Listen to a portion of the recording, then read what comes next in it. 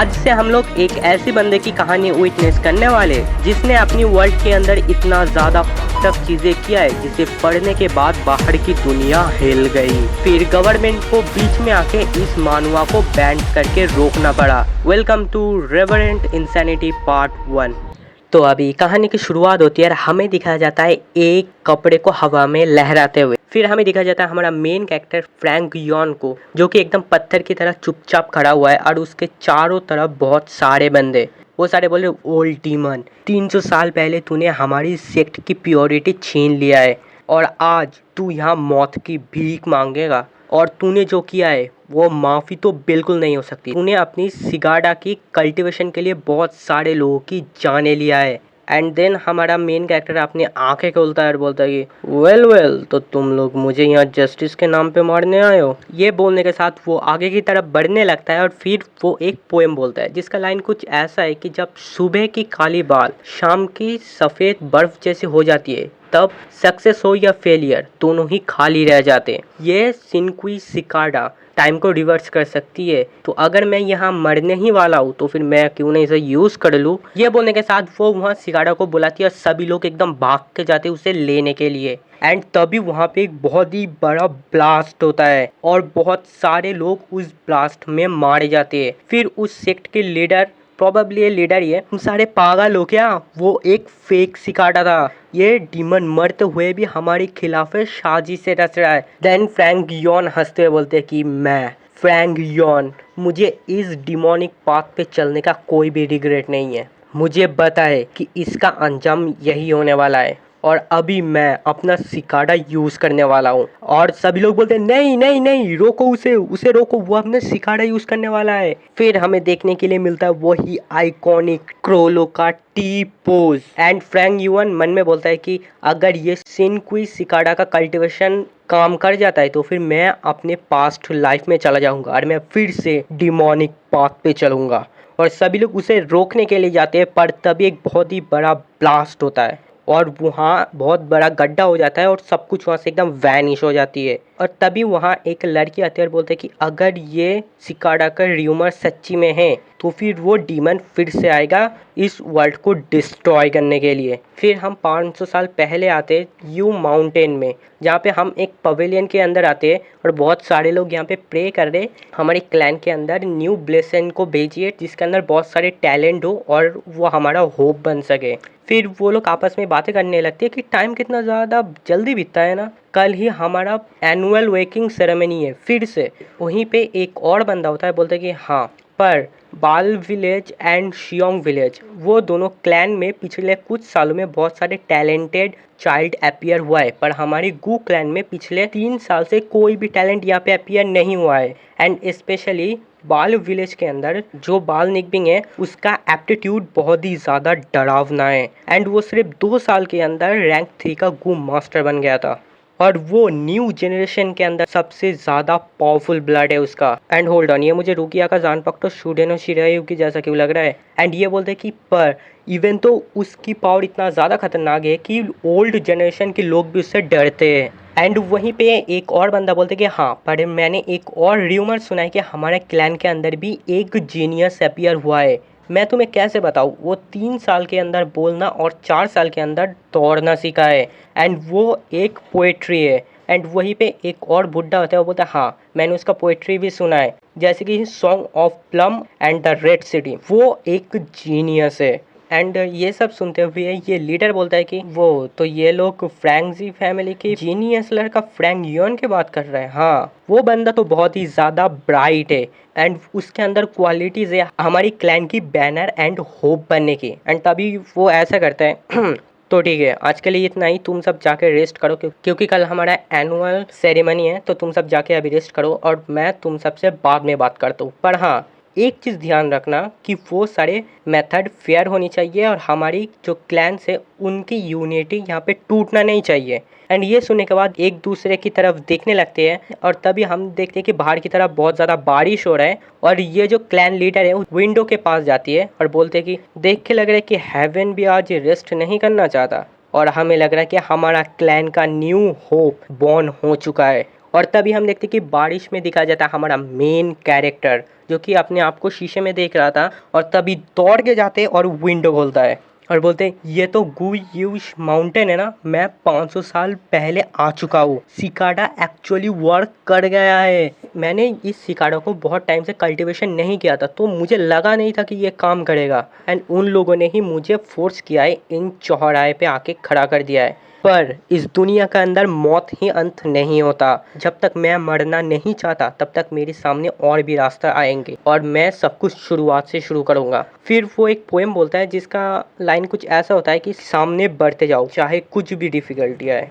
And वो बोलता है कि मैं फिर से डिमोनिक पाथ पे चलूंगा और अगर मेरा डेथ भी आ जाए तो भी मुझे कोई रिग्रेट नहीं है। फिर हमें दिखाया जाता है कि वो यहाँ आया कैसा है। बेसिकली ये जो वर्ल्ड है इसका टाइम फ्लो की तरह चलता है और तुम्हारा जो सिकाडा है, जो सुन क्वी सिकाडा है, उसकी यूज़ करके तुम टाइम में रिवर्स जा सकते हो। वो बोलते हैं पर मैं इस चीज़ को लेके श्योर नहीं हूँ कि ऐसा हो भी सकता है कि नहीं। देन हमारा मेन कैरेक्टर जो है वो टाइम में पीछे अपनी मेमोरीज के अंदर जाती है जहाँ पे उसकी पेरेंट्स मर गए थे, और सभी लोग बोल रहे कि वो बहुत ही ज़्यादा बुरा हुआ कि 3 साल की उम्र में ही ये लोग अपनी पेरेंट्स को खो दिया है। पर अच्छी बात यह है कि इसके अंकल और आंटी इन लोगों को एडॉप्ट कर लिया है। फ्यूचर का फ्रैंक यून बोलता है कि ओ तो ये मेमोरी मुझे याद है, ये रिवर टाइम की मेमोरी है ना। एंड तभी जो उसका अंकल आंटी है वो लोग आके बोलते हैं कि तुम लोग ऐसे सैड मत हो, तुम्हारे जो पेरेंट्स हैं वो क्लैन की ग्लोरी के लिए खुद को सेक्रीफाइस कर दिया है और आज से तुम्हारा अंकल और आंटी ही तुम्हारे न्यू फैमिली है। ये बोलने के साथ वो लोग हंसने लगती है। फ्यूचर के फ्रैंक यून पीछे की तरफ देखता है, हम देखते हैं कि छोटे भाई को मार रहा है। वो बोल रहे कि तुझे किसने बोला है ये सब चोरी करने के लिए, हाँ बता तू फिर से करेगा ये। एंड वो बोलते नहीं नहीं मुझे माफ़ कर दो, मैं फिर से ये नहीं करूँगा, बड़े भाई प्लीज़ प्लीज़ मेरी मदद करो। एंड फ्रैंक योन आंटी को बोलती आंटी आंटी छोटे भाई को सब कुछ समझ आ गया, अंकल को बोलो ना रोकने के लिए।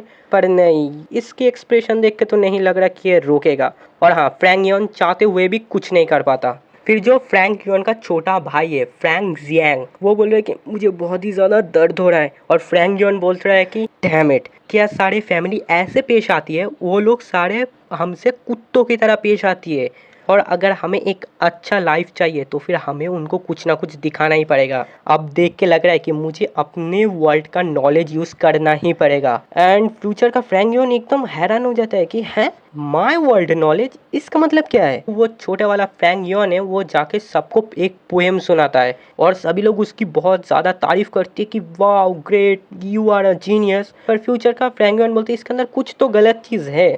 फिर वो जैसे ही पीछे मुड़ता है वो देखता है कि उसका अंकल आंटी उसको बहुत ही ज़्यादा अप्रिशिएट कर रहा है। वो बोल रहे कि ओ हमारा प्रीशियस बेटा, तुम फिर से पोएम लिखने गए थे ना, तुम बहुत ही ज़्यादा भूखे हो गए तो तुम्हारा आंटी तुम्हारे लिए रेड पॉर्क बनाएगा, तुम्हें वो बहुत ही ज़्यादा पसंद है ना। एंड फिर उसका अंकल बोलता है कि वो फ्रैंक योन बहुत ही जल्दी अपनी फर्स्ट क्लास एप्टीट्यूड को रिवील करोगे, और अगर ऐसा हुआ तो फिर तुम्हारा फ्यूचर बहुत ही ज़्यादा ब्राइट है। एंड ये सब दरवाजे के पीछे से उसके छोटे भाई फ्रैंक शियांग भी देख रहा था।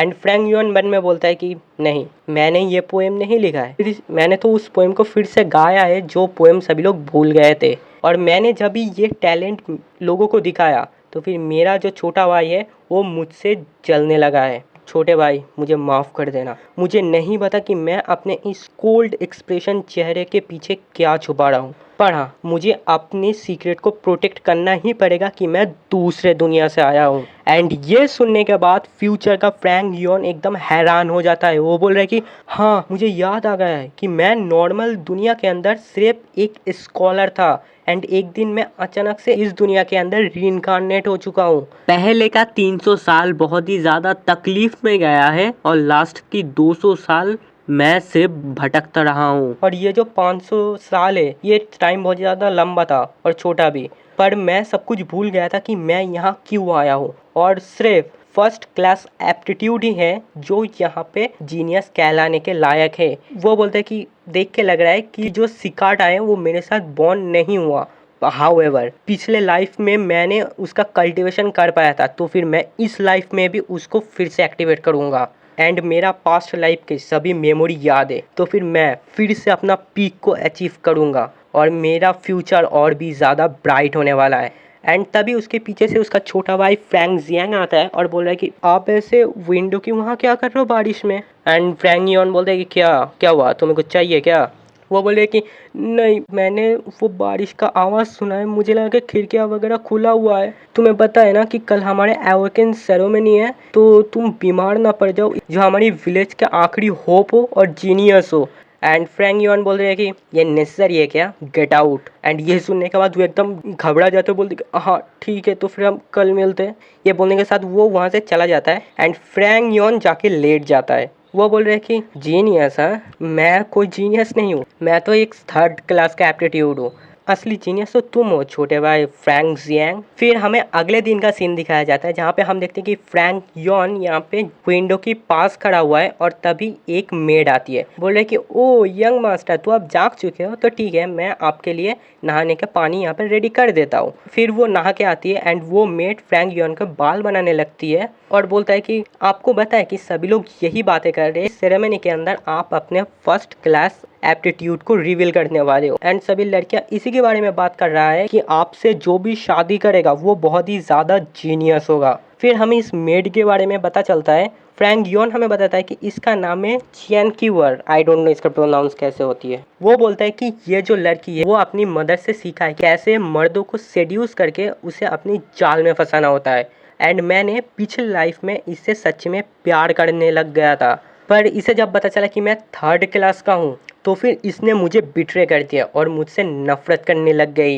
एंड इन दोनों के इतना ज़्यादा पास होते हुए दरवाजे के पीछे से फ्रैंक जियांग भी देख रहा था और तभी वहाँ पे एक मेड आता है, बोलते ओ फ्रैंक जियांग आप यहाँ क्या कर रहे हो, चलिए जल्द कीजिए। वो बोलते कि यंग मास्टर, ये मेड आपसे ज़्यादा कुछ नहीं चाहती है, पर मैं सिर्फ इसी से सेटिस्फाइड रहूँगी कि मैं आपको सर्व कर पाऊँ। एंड फ्रैंक योन बोलते कि नहीं, इसकी कोई ज़रूरत नहीं है। ये बोलने के साथ वो उसके हाथ को हटा देती है और ये देख के वो लड़की एकदम शॉक हो जाती है कि हैं ये मेरे जाल में कैसे नहीं फंसा। फिर यहीं पे एक लेडी आती है और बोल रही है कि यंग मास्टर फ्रैंक योन, आई होप कि हमारा सर्वेंट आपको बहुत ही अच्छे से ख्याल रख रहा है। एंड देन फ्रैंक योन जो है फ्रैंक जियांग के सामने से जा रहा होता है एंड बोल रहा होता है कि चलो। एंड देन ये सारे लोग सेरेमनी में जाने लगते हैं और सभी लोग इन दोनों के बारे में बातें करने लगती है। एक बंदा बोलता है कि वो देखो फ्रैंक फैमिली का ट्विंस, हाँ ये दोनों ट्विंस है। एंड वो जो सामने जा रहे हैं वो है फ्रैंक योन एंड यही है जो ये सारे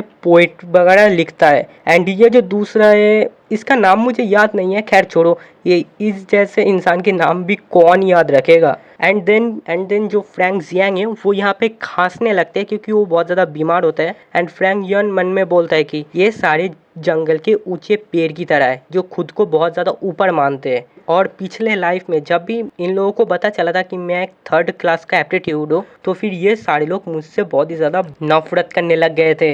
एंड जो हमारा आंटी है वो जानबूझ के मुझे अच्छा ट्रीट करती है ताकि हम दोनों के बीच में दरार आ जाए। अगर मैं चाहूँ तो फिर अपनी डिमोनिक मेथड से इन सब को कंट्रोल कर सकता हूँ, पर नहीं, ये लोग उसकी लायक ही नहीं है। मैं इन लोगों के साथ कुछ ऐसा करूँगा कि लोग मौत की भीख मांगेंगे मुझसे। एंड इसी के साथ पार्ट 1 यहीं पे ख़त्म होता है। तो हाँ, इस पी के स्टोरी का पार्ट 2 मैं डेफिनेटली बनाऊँगा। तो मिलते हैं किसी और वीडियो में, तब तक के लिए सायोनारा।